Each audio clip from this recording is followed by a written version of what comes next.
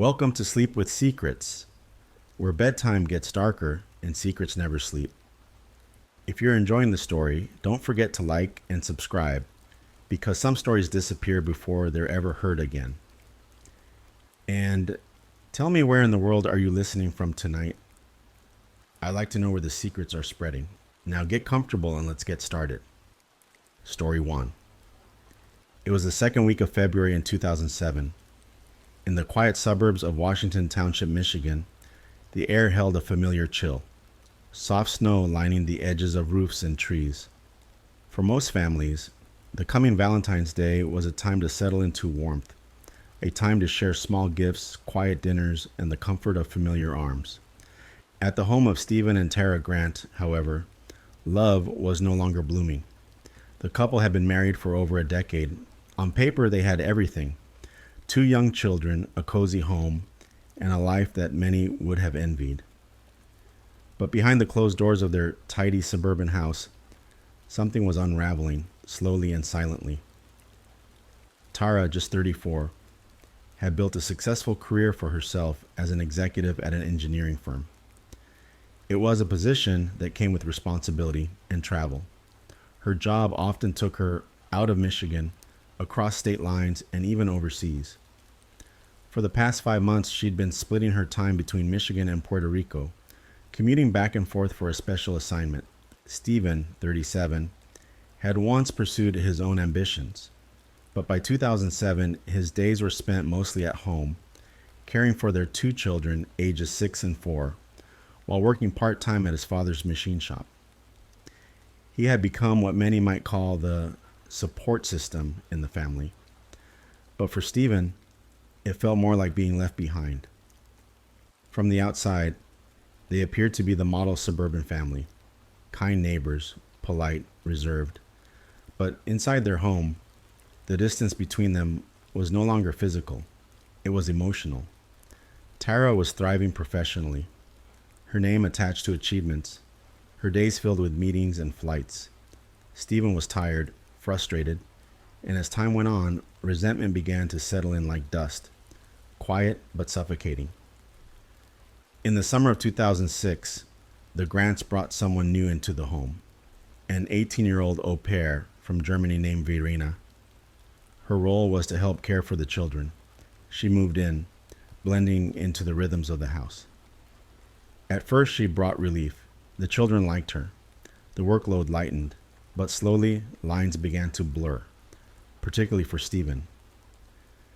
By January of 2007, Stephen's behavior toward Verena had shifted. What began as casual conversation turned into flirtation.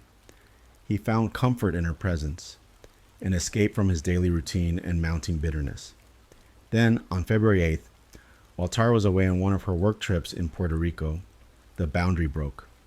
Stephen and Verena spent the night together. Whatever illusion of control Stephen thought he had was shattered the next evening. On February 9th, Tara flew back into Detroit. It was late when she arrived, around 10 p.m. The house was quiet. The children were asleep, their bedrooms tucked down the hall. Verena was out for the night. Tara entered the home, set her bags down, and walked into a space that felt colder than usual. According to Stephen, they began arguing almost immediately. Tara had barely settled in before she told him she would be leaving again soon. Just one full day at home before flying back out for work. That news didn't sit well with Stephen. Not after everything he'd been stewing over. Not after the night he had just shared with the au pair. Tension filled the air. Stephen would later tell police that the argument escalated, that Tara, frustrated, called a car service and left the house, climbing into a black sedan that pulled into the driveway. He said she never came back, but that wasn't the truth.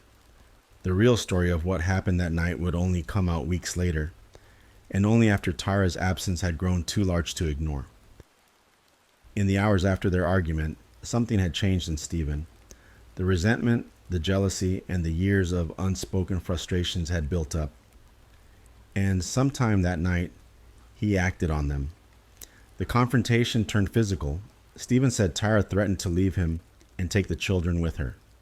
That moment, whether out of fear or fury, broke him. He ended her life. Afterward, Stephen didn't call for help. He didn't turn himself in. Instead, he carried Tyra's body to the garage. When Verena returned later that night, Stephen greeted her calmly. She may have expected to see Tyra home, but Stephen told her the same lie he'd later share with police, that Tyra had left after an argument and gotten into a car. For a day, her body remained in the garage.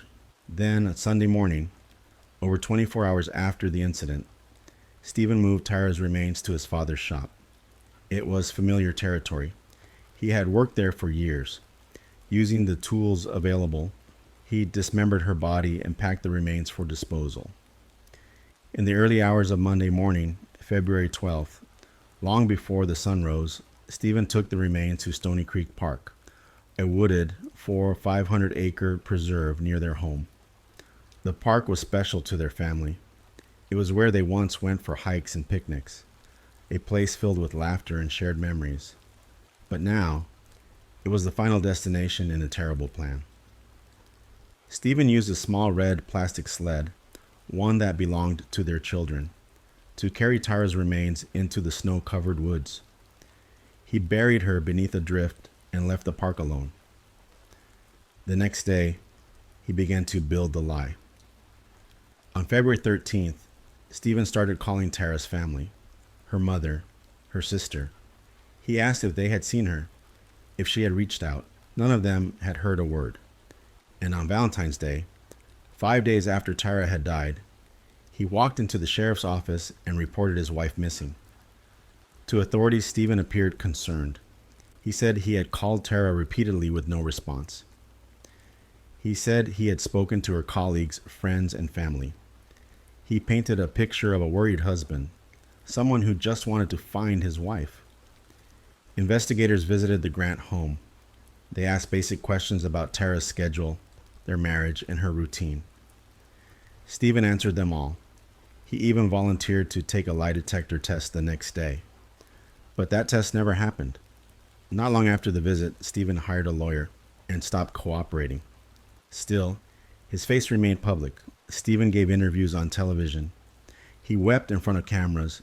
He pleaded for help, saying he couldn't sleep and that he just wanted his wife back. But soon, his tone began to shift. He spoke less like a heartbroken spouse and more like a bitter man left behind. He complained about Tyra's priorities, her career, and her absences. The public began to doubt him, and so did the detectives. By then, 5 full days had passed since Stephen said Tyra left the house. But she hadn't used her credit cards. Her phone hadn't pinged any cell towers. Her laptop sat untouched, and there was one more detail. Stephen claimed Tyra had taken a car service, but that company had no record of any pickup at their address that night. The inconsistencies piled up. Then came something subtle but important. In his interviews with media, Stephen kept bringing up Stony Creek Park. He talked about how they used to walk there, how the kids loved biking through the trails. Investigators took note. On February 24th, 10 days after the report was filed, police organized a large-scale search of the park. They made the search public, announcing their plans across the news. Stephen panicked. The night before the search began, he returned to the park. He went back to the burial site. He removed part of Tyra's remains, her torso, but left the rest, possibly because they were smaller and harder to locate. But now he had a new problem. He didn't know what to do with what he'd recovered, so he returned to his father's shop and hid the remains there again. The next morning, police searched the park thoroughly, but found nothing. Stephen had stayed one step ahead. That advantage didn't last long. Just 4 days later, on February 28th, a woman walking through Stony Creek Park spotted a Ziploc bag lying on the ground. Inside, she found something she couldn't understand at first: fluid, blood, and metal shavings. She contacted authorities immediately. Police recognized the material. The metal shavings matched what they would expect from a mechanical workshop, like the one Stephen had access to. This discovery was enough to take their next step. They began preparing to search Stephen's house. But before that could happen, Stephen moved the remains once again, this time to his own home. On March 1st, he placed Tara's torso into a large green plastic storage bin and hid it in the garage. The next day, on March 2nd, police arrived with a search warrant. Stephen was home alone. His children were with his sister. Verena had returned to Germany. Investigators told him clearly. He was not under arrest. He was free to leave. Stephen said he needed to walk the dog. He left the house and never came back. Instead, he borrowed a car from a friend, dropped the dog off with his sister, and fled town. Back at the house, detectives started their search. An hour and a half later, one of them spotted something unusual in the garage, a green bin that hadn't been there before. Inside, wrapped in plastic bags, was the torso of Tara Lynn Grant. By that time, Stephen was already on the road, driving north. He pulled into a gas station and saw the news. His home had been searched. He panicked. He called Verena in Germany. Then he called his sister. On both calls, he confessed. He said he was planning to take his own life. Both women reached out to the police. His sister knew exactly where he might be going. Wilderness State Park, a heavily forested area near Lake Michigan, where the Grants used to vacation in the summer. Officers rushed there and found the borrowed car at the edge of the forest. In the snow, a single line of footprints led into the trees. Hours later, a search team found Stephen, cold, weak, and disoriented from alcohol and medication. He was airlifted to a nearby hospital. Once he recovered, detectives returned to the park where Tara's remains had first been scattered. This time, they found more evidence. Additional remains. Enough to complete the story they had already suspected. Stephen was confronted in the hospital. Faced with the evidence, he confessed. But when the trial began, he changed course. He pleaded not guilty to first-degree murder. The jury didn't buy it. In 2008, Stephen Grant was convicted of second-degree murder. He was sentenced to 50 to 80 years in prison. He remains behind bars to this day. The children, still so young, were taken in by their aunt. As they grew older, they chose to speak out, not about their father, but about their mother, her life, her strength, her silence. By 2017, they were advocating for awareness around domestic violence, choosing not to carry the weight of Stephen's actions, but to speak openly about the love they lost and the lessons it left behind. And for the rest of the community, one truth remained. Even in the quietest neighborhoods, even in the most perfect homes, heartbreak can live in silence. And sometimes love doesn't end with goodbye, but with questions no one ever imagined asking. Before we move on to the next case, take a moment to like, follow, or subscribe. It helps us continue sharing these quiet stories, and we're grateful you're here. Story 2. The year was 1971. It was February in Durham, North Carolina, and the weather was gloomy.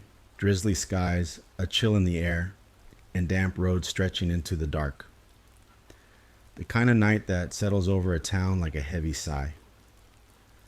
But inside the basement of Watts Hospital, the mood was completely different. That evening, the staff had organized a Valentine's Day dance, a big mixer for nursing students and young employees. The room was filled with music, laughter, and the kind of warm energy that makes cold nights feel far away. Dozens of young people danced under soft lighting, passing punch bowls, and letting go of the stress that came with long shifts and demanding studies. Among the crowd were Patricia Mann and Jessie McBain. Patricia was 20.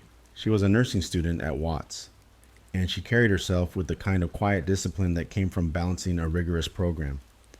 She had been accepted into the nursing school for a reason. It was a competitive program, and she had earned her place. Patricia was focused, dedicated, a little shy, but warm. She wasn't from Durham. Her hometown was Sanford, about an hour away. That distance wasn't easy for her, not just because she missed her family, but because of one other person, Jessie. Jessie McBain was just 19, a student at NC State in Raleigh, a little over 25 miles from Durham. He was athletic, tall, with a strong build. Some called him a gentle giant. He had played football in high school. Underneath that frame, though, was a kind, soft-spoken young man. He and Patricia had been together since they were teenagers. They had faced the ups and downs of growing up, and even survived a few breakups. But despite the distance, despite the stress of school, they had held on to each other. Their love hadn't faded. Most people around them believed they were headed toward marriage. On the night of February 12th, Jesse made the effort to be there with Patricia at the dance. He rearranged his schedule, and as the music played on set and they danced under the hospital lights, everything felt simple, normal, safe. They stayed until the end of the evening. Around 11:30 p.m., they left the dance together. Patricia didn't have to be back in her dorm until 1 a.m., so they decided to drive to a quiet place nearby, just the two of them, a bit of privacy before curfew. They chose a nearby lover's lane, a section of road inside a housing development under construction called Crowestyle. It wasn't much, just a handful of roads that led to dead ends, dirt paths, piles of wood, no houses yet. But it was popular with young couples who needed quiet, and that's where they went. But it wasn't as private as they thought. Sometime after 1 a.m., back at Patricia's dorm, her supervisor noticed she hadn't signed back in. Patricia was known to be punctual, careful. She didn't lose track of time. Something was off. Her friends agreed. It wasn't like her to be late. Not without calling, not without a reason. They called the police, but officers said it was too soon. Back then, the rules required a 24-hour waiting period before someone could be listed as missing, unless there was evidence of foul play. At that moment, the assumption was that Patricia and Jesse were simply off enjoying each other's company, that they'd be back by morning. But morning came, and there was still no sign of them. Her friends couldn't sit still. They took matters into their own hands. They started calling local hospitals, thinking maybe there had been an accident. But no one matching Patricia or Jesse's description had been admitted. Later that day, they began searching themselves. They thought about places the couple might have gone, and Crowestyle came to mind. They knew it was a common spot for couples, a quiet place. They drove out and began checking the dead-end roads. Then they found it, Jesse's car. It was parked at the end of a remote road in the middle of the unfinished neighborhood. The ground was muddy, the area was empty, but the car was there, locked. They got inside through a window. The car didn't look like it had been broken into. Nothing was damaged. Both coats were folded neatly in the back seat. Patricia's purse was still inside, along with a pair of pantyhose, also folded. No signs of a struggle. It looked like they had stepped out of the car willingly. That changed everything. Her friends contacted the police again, and this time the authorities responded with urgency. They searched the vehicle, looking for fingerprints and clues. Later, they reported that the car had been wiped clean, no prints at all. It was clear someone had tried to hide something. But what? And why? By Monday, February 15th, 3 days after the dance, news had spread. Local newspapers printed headlines about the missing couple. Patricia and Jesse's faces appeared on television screens across North Carolina. Search parties were organized. Community members gathered to comb the nearby woods and fields. Airplanes flew overhead. A reward was offered for any information. Days passed. And then, on February 25th, 12 days after the dance, a land surveyor was walking through the woods a few miles away from Crowestyle. He was there on a job, measuring property lines along an unmarked dirt path. That's when he saw it, a leg, sticking out from beneath a pile of leaves. At first, he thought it might be a mannequin, but as he stepped closer, he realized it wasn't fake. It was human. Police were called immediately. Under the leaves, they found the bodies of Patricia Mann and Jesse McBain. Both had their hands and necks bound with rope. Investigators believed they had been tied to a tree, standing upright for hours.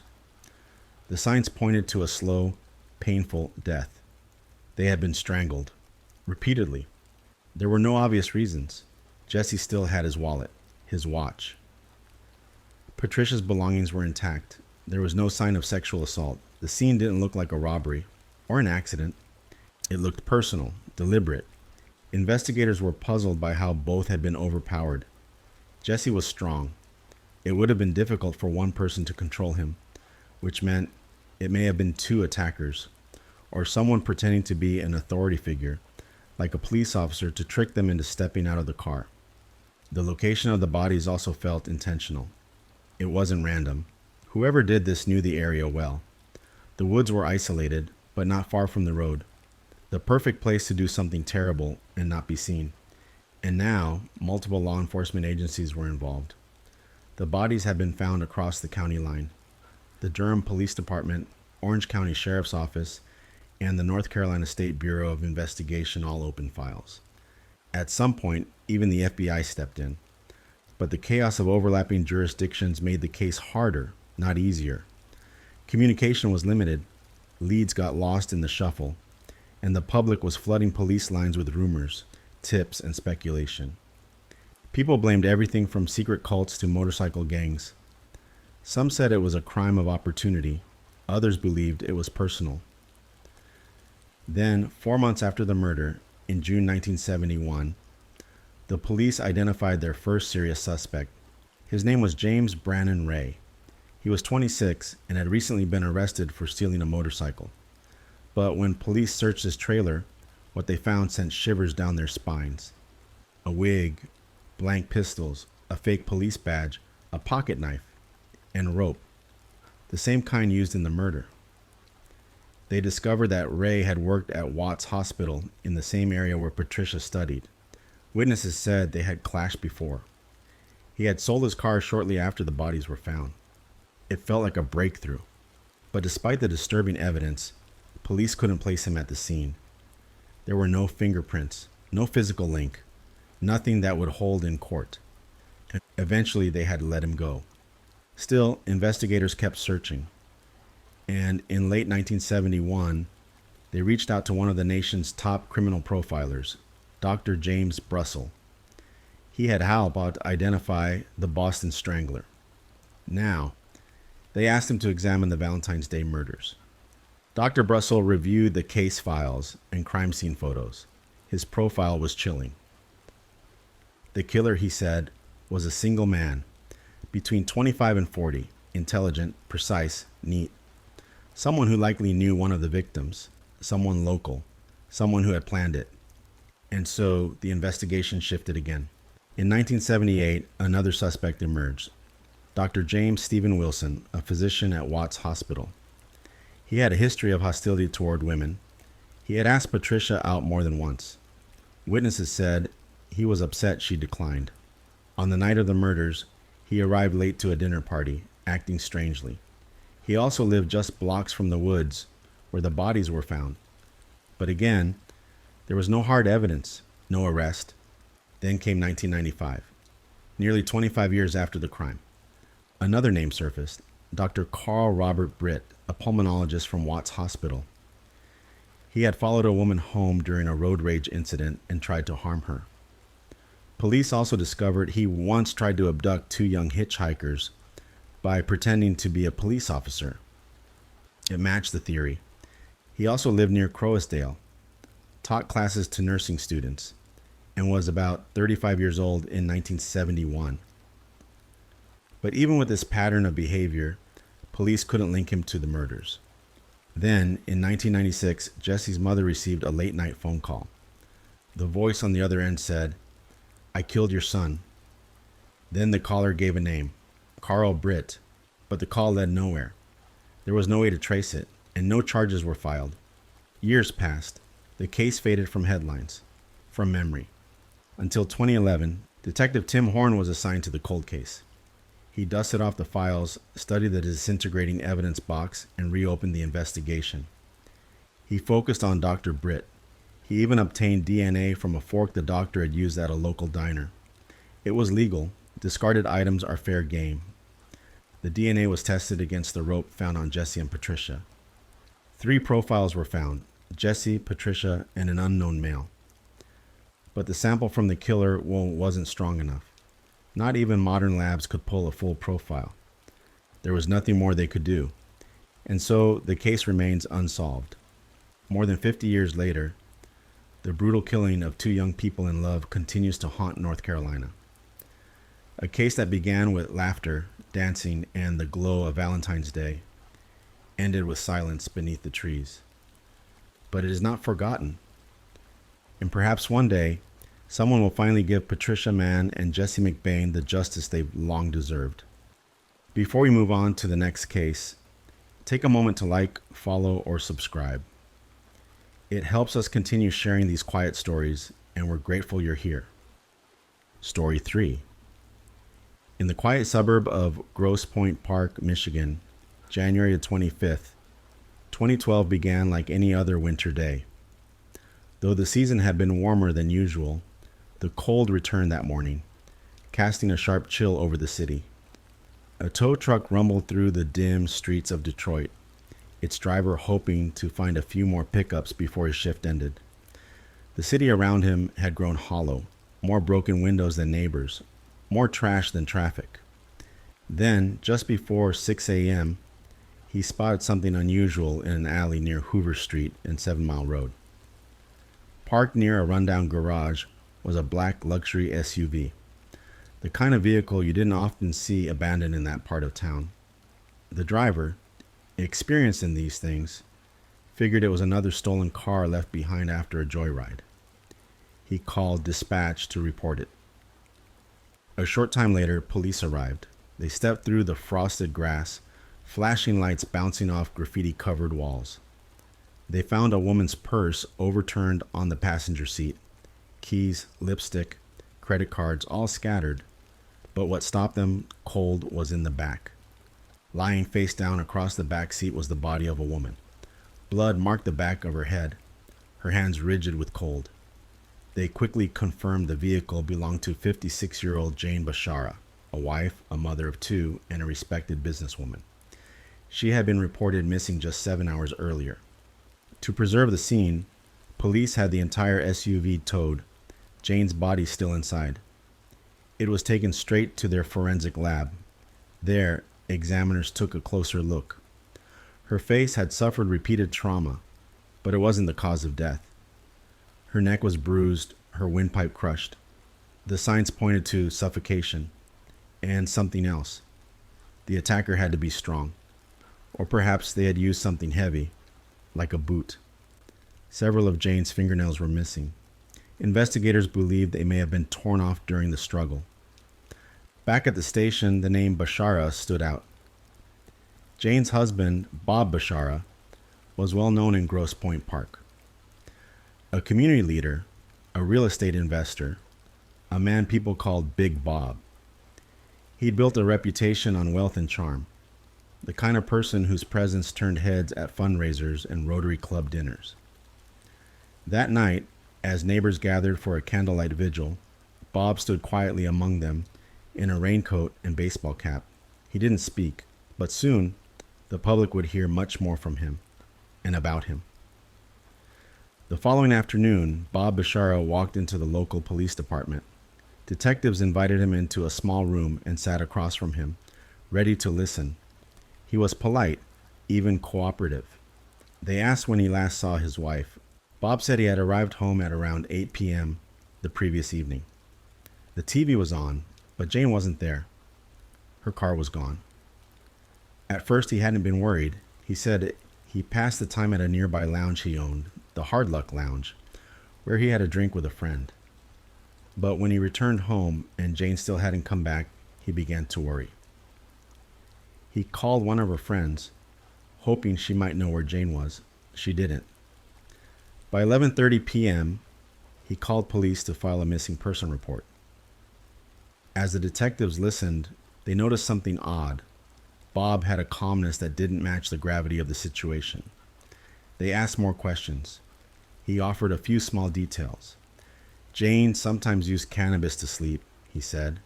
Maybe she had gone to meet someone to buy it. But he didn't know who. He didn't ask. The interview ended and Bob left. His story, for the moment, seemed to hold. but something didn't sit right. One of the detectives who had told Bob about Jane's death remembered his reaction. Bob hadn't fallen to the ground in grief like he claimed in an interview later that day. In fact, he had shown little visible emotion. And now, he was telling reporters a different version. That small lie changed everything. Police requested a polygraph test, and while Bob was answering those questions, officers searched his home. They brought in dogs, checked hard drives, and swept the garage. There, beneath a cleaned patch of floor, they found what appeared to be a blood stain. It was collected and sent for testing. Soon after, Bob failed the polygraph. But that was only the beginning, because once Jane's murder hit the headlines, the image of Big Bob began to fall apart. Across chat rooms and local forums, a different nickname surfaced, Master Bob, and the women who knew that version of him began to speak. As the news of Jane Bashara's death spread through Detroit and beyond, so did curiosity about her husband. Bob Bashara, once seen as a charming family man and respected businessman, quickly became the center of attention for an entirely different reason. After he failed the polygraph, people began digging into his past. Soon, whispers became revelations. Multiple women came forward claiming to know Bob from online platforms where he called himself Master Bob. Some shared unsettling stories about their time with him, how he hosted private encounters, how he took on a dominant role, and how he kept a hidden room beneath his bar. That bar, the Hard Luck Lounge, suddenly became more than just a business. Patrons remembered seeing Bob there the night Jane disappeared, but many said he kept coming and going. One worker recalled that Bob wasn't the kind of owner who normally cleaned, yet he claimed he'd been sweeping out back.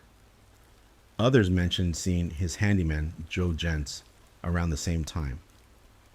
One person recalled watching Bob leave through a back door toward the basement, an area only he had the key to.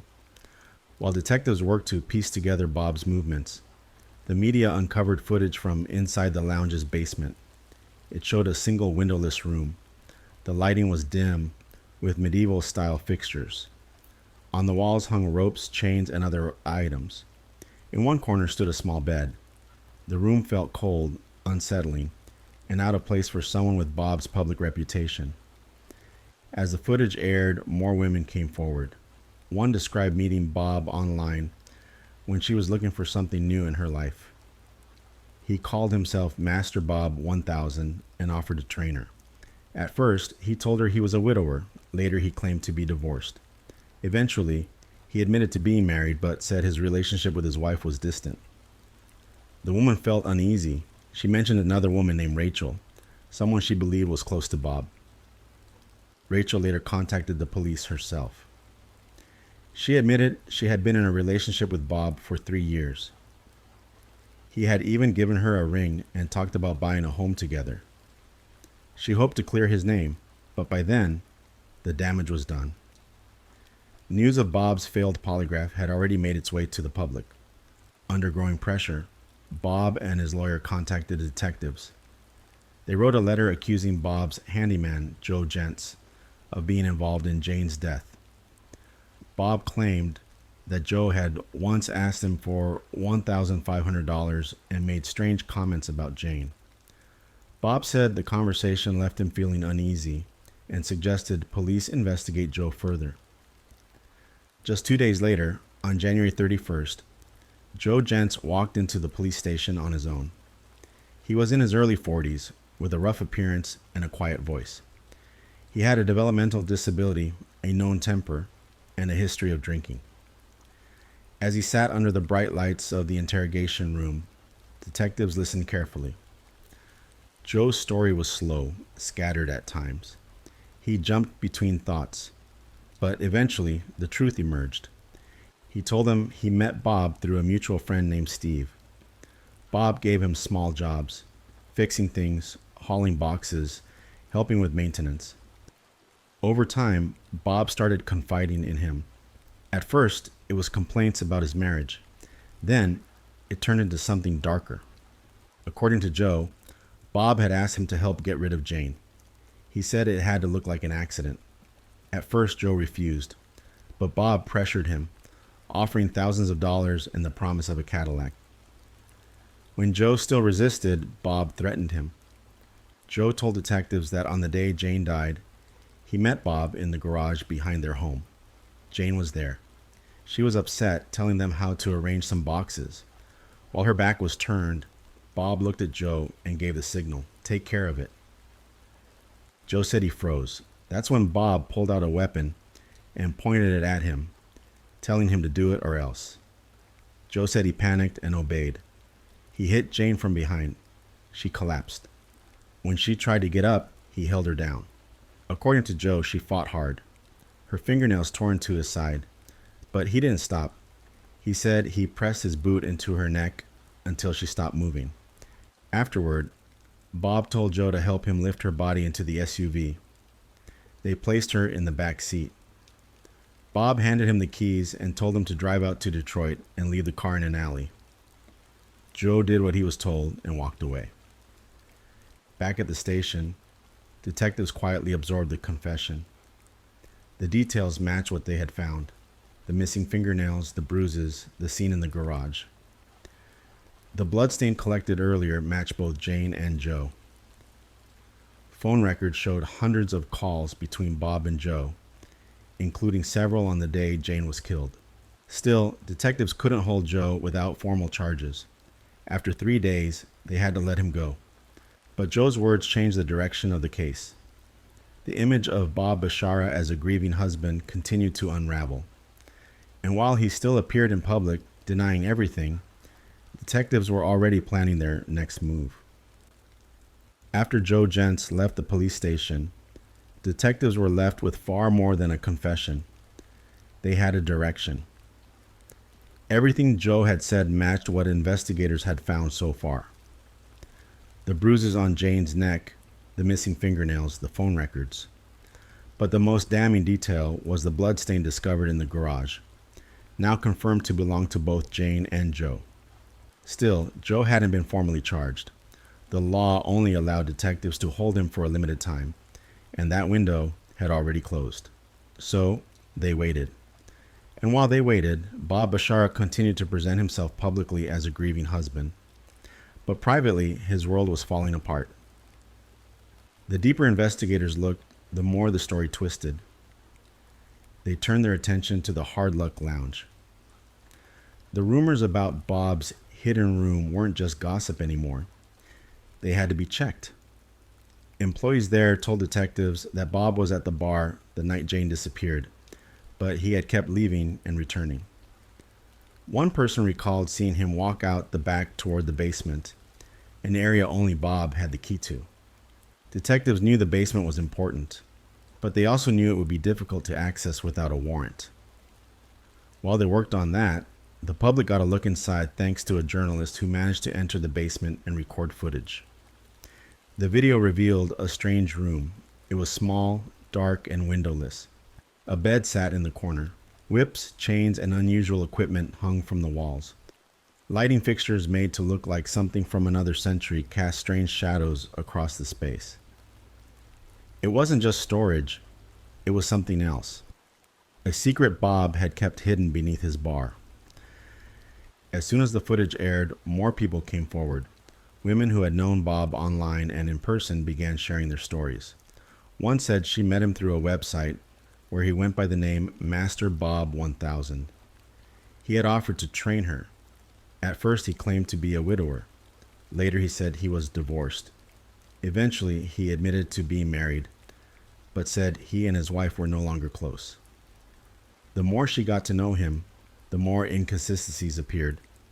And eventually she began to feel sorry for another woman in Bob's life, a woman named Rachel. Rachel would later reach out to police herself.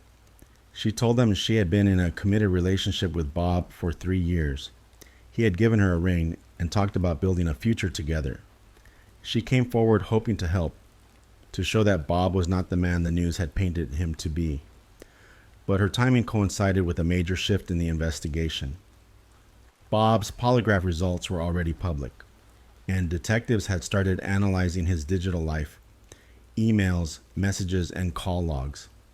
Each new piece of information further eroded his credibility.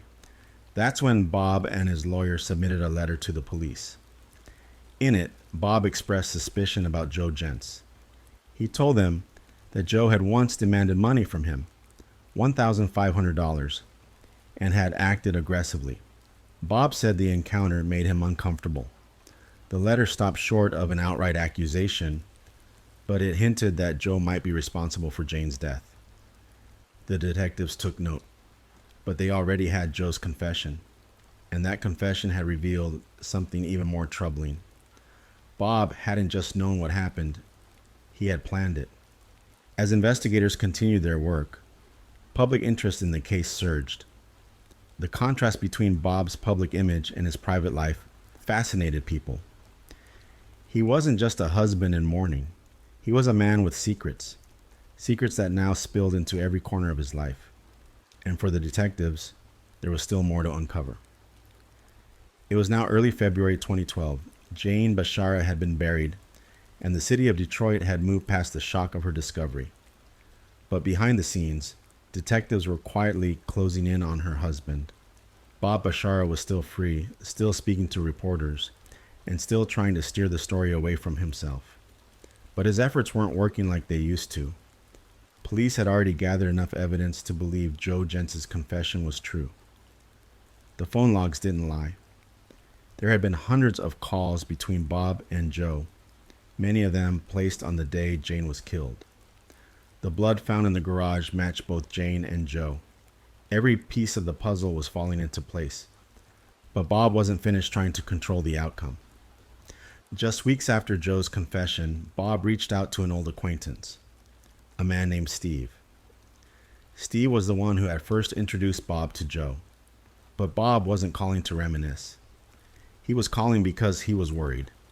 Joe had confessed, and now Bob feared that Joe would testify against him. In Bob's mind, that meant one thing: he had to be silenced. Bob told Steve he was innocent and that Joe's story was a lie. But Bob was also convinced that if Joe kept talking, it would mean prison. So he made a request. He asked Steve to arrange for Joe to be killed in jail. Steve didn't say no. He told Bob it could be done. He even offered options. Someone already inside could carry it out, or someone could be sent in. The price would be $20,000. Steve also promised a refund if it didn't happen. Bob seemed interested. Over the next few weeks, the two men met again and again. They talked about plans. Bob's fear had turned into urgency. He wanted Joe gone. He wanted to protect himself. What he didn't know was that Steve had already contacted police after their very first meeting. Law enforcement had wired Steve for sound. Every conversation was recorded. Every word was documented. Bob, unaware, continued to talk, making it clear he wanted Joe dead and was willing to pay for it. On one occasion, Bob even checked Steve for a wire. He patted him down, looked at his chest and collar, and whispered, "Are you wearing a wire?" Steve played it cool. He told Bob he was being paranoid. Bob relaxed, but not for long.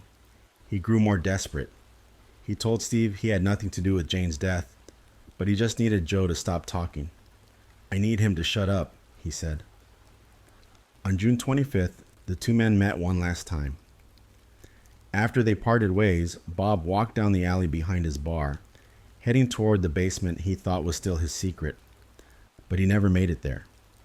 Two unmarked cars pulled into the alley, one from each end. Officers stepped out, surrounded him, and placed him in handcuffs. He didn't resist. "Bob Bashara," one officer said, "you're under arrest for solicitation of murder." It was over.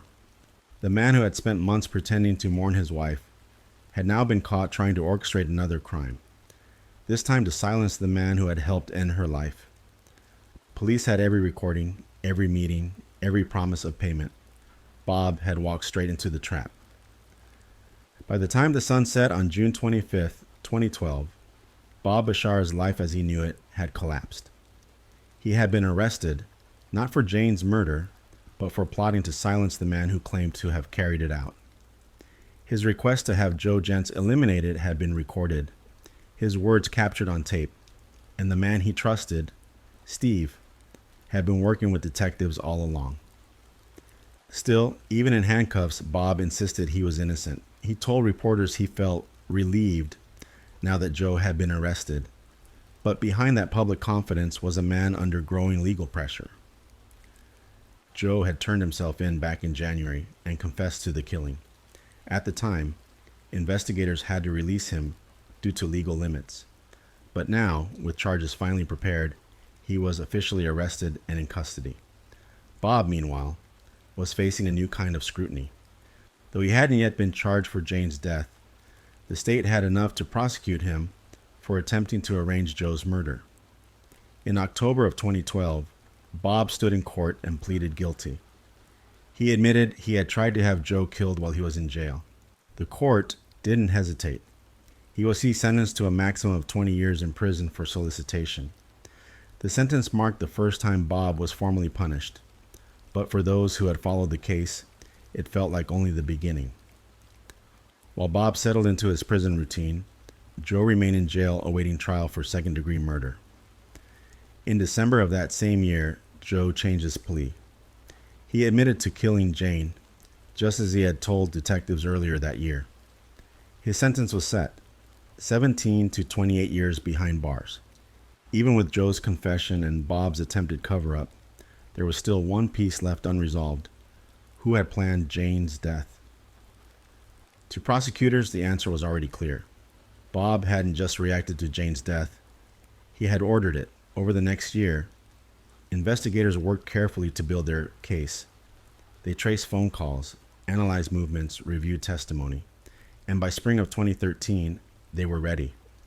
Bob Bashara was formally arraigned on charges connected to his wife's killing. He now faced the most serious accusation of all, that he had orchestrated the murder of Jane Bashara, the woman he had been married to for over 2 decades. The trial that followed was long and methodical. Prosecutors didn't rush. They presented each piece of evidence carefully, allowing the jury to absorb the timeline. One by one, women who had known Bob outside of his marriage took the stand. They described a man who lived a double life, someone charming on the surface, but controlling and secretive behind closed doors. Rachel, the woman Bob had promised a future to, also testified. She had once believed in him, but now she stood in court, telling the truth. The stories painted a picture of a man who had deceived everyone, not just his wife, but his family, his friends, and nearly the entire community. Bob's family, who had once supported his claims of innocence, began to step back. The weight of the testimony was too much. As the evidence continued to mount, the man once called Big Bob had few defenders left. The courtroom was quiet on December the 18th, 2014, when the jury delivered their verdict. Bob Bashara was found guilty of first-degree murder. He was sentenced to life in prison, no chance of parole. After the verdict in December 2014, Bob Bashara was led out of the courtroom to begin serving a life sentence. The same man who had once thrown parties in Grosse Pointe Park, who wore polished shoes and shook hands at charity events, now wore a prison uniform. His silence in the courtroom said more than his statements ever had. For Jane Bashara's family, the conviction didn't bring peace, but it brought something close to justice. They had endured nearly 3 years of painful headlines, courtroom hearings, and public speculation. Now, at last, the legal process had spoken. But Bob wasn't done trying to change the outcome. He filed motions in the years that followed, pushing for a new trial. He claimed Joe Gents had lied, that the system had misunderstood him, that he had been unfairly portrayed in court. His lawyers filed appeals and pushed for reconsideration. One of the motions was granted a hearing, and in 2016, Bob and Joe were brought into court once more. Inside that courtroom, the two men who had once stood together in a garage, with Jane just steps away, now stood on opposite sides of a legal battlefield. Bob insisted again that he was not guilty. Joe, facing him, held to his story. The hearing didn't last long. After reviewing the case, the court denied Bob's request for a new trial. The verdict stood. His sentence remained unchanged. Bob returned to his prison cell. He had once imagined a life outside the walls, with Rachel, with real estate deals, with influence. But all of that had ended the moment detectives discovered Jane's body in the backseat of her Mercedes SUV. Now, the man who had lived two lives, respectable citizen by day, secretive manipulator by night, was confined to a single narrow path. In the years that followed, Bob's name faded from the headlines.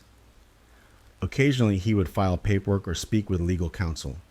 But time in prison moves differently, slowly, quietly. The outside world moved on. Then, in August of 2020, news broke that Bob Bashara had died.